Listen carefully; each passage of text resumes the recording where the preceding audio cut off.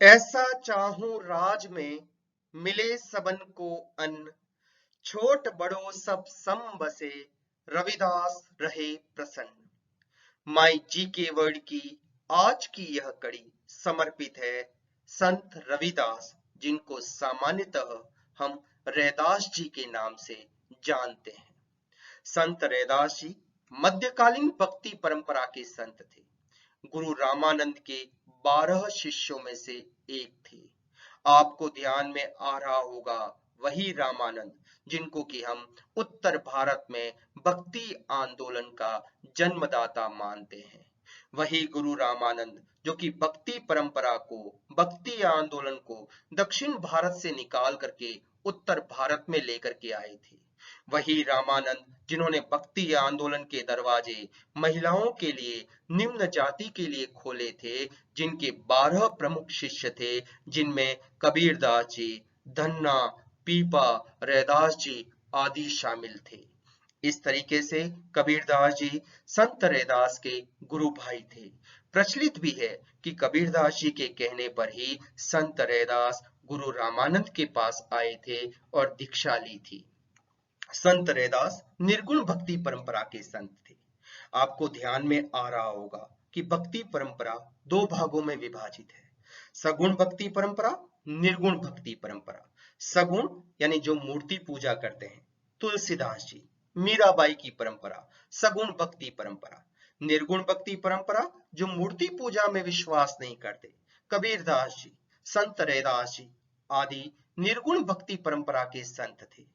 संत रविदास बहुत ही सरल हृदय के थे।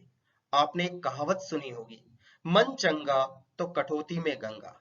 यह कहावत रैदास जी या गुरु रविदास जी से संबंधित है। गुरु रविदास जाति से चर्मकार थे, फिर भी इनका जीवन चमत्कारों से भरा पड़ा है। वे आडंबर, दिखावा छोड़ करके मन की पवित्रता पर बल देते थे।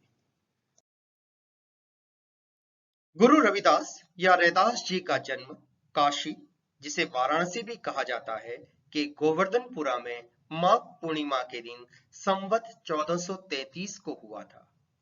आज भी प्रतिवर्ष माघ पूर्णिमा के दिन उनके जन्म स्थान पर भव्य आयोजन किया जाता है। गुरु रविदास या रैदास जी का मंदिर वाराणसी, बनारस या काशी में बना हुआ है। रविदास जी के शिष्य रविदास जी को सदगुरु, जगत गुरु आदि नामों से पुकारते हैं। कबीरदास जी रविदास जी के समकालिक थे, गुरु भाई थे, और कबीरदास जी ने ही रैदास जी को संतों का संत कहा है। जब गुरु नानक वाराणसी आए थे, कबीरदास जी से मिले थे, उस समय उनकी मुलाकात रैदास जी से या गुरु रविदास जी से भी हुई थी। रैदास जी ने अनेक पद्यों की रचना की है। रैदास जी के पद्य रैदास की पर्ची के नाम से जाने जाते हैं। रैदास जी के द्वारा लिखे हुए 41 पद्य गुरु ग्रंथ साहब में मिलते हैं। वही गुरु ग्रंथ साहब जिनका संपादन 10वें गुरु गुरु अर्जुन साहिब ने 16वीं सदी में किया था। रविदास जी नित्य कर्म में विश्वास रखते थे। उनके अनुसार अभिमान शून्य होकर के यदि व्यक्ति कार्य करता है तो सफल होता है। जैसे बड़ा हाथी चीनी के कणों को नहीं चुन सकता, परंतु एक छोटी चींटी जो होती है वह इन कणों को आसानी से चुन लेती है। इसी तरह से यदि अगर अभिमान रहित बड़प्पन का भाव त्याग करके विनम्रता पूर्वक कार्य करने वाला व्यक्ति ही ईश्वर को प्राप्त कर सकता है। रैदास जी स्वयं चमड़े की मोजड़ियां बनाने का काम करते थे। ईश्वर के द्वारा पारस पत्थर देने पर भी उन्होंने निरपेक्ष भाव से उसे लौटा दिया था। राजस्थान की राधा मीराबाई रैदास जी की शिष्या थी।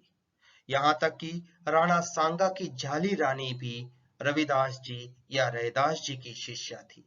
चित्तौड़गढ़ में रैदास जी की छतरी बनी हुई है। रैदास जी ने अपने आचरण तथा व्यवहार से यह प्रमाणित कर दिया कि मनुष्य अपने जन्म तथा व्यवसाय के आधार पर नहीं, अपने कर्म के आधार पर महान बनता है। उम्मीद है यह कड़ी आप लोगों के लिए उपयोगी साबित होगी। इसे लाइक, शेयर और सब्सक्राइब करना मत भूलिएगा।